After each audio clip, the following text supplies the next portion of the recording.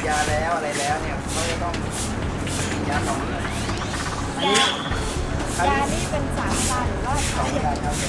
อันนี้ปัญหาคือใครจับหมอได้ เช้าเย็นยังพอให้ได้เพราะว่ามาทำงานจันทร์ถึงศุกร์ค่ะ ใช่แต่ตอนนี้ถ้าพูดถึงโดยทั่วไปเนี่ยใครเป็นคนจับก็ได้โดยไม่ต้องตกใจ ก็จะมีคนหนึ่ง หรือว่าให้เขามาจับหมอเลยดูแล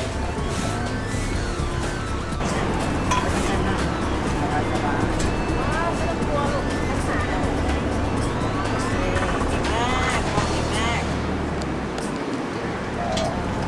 ยาที่มีแสบโต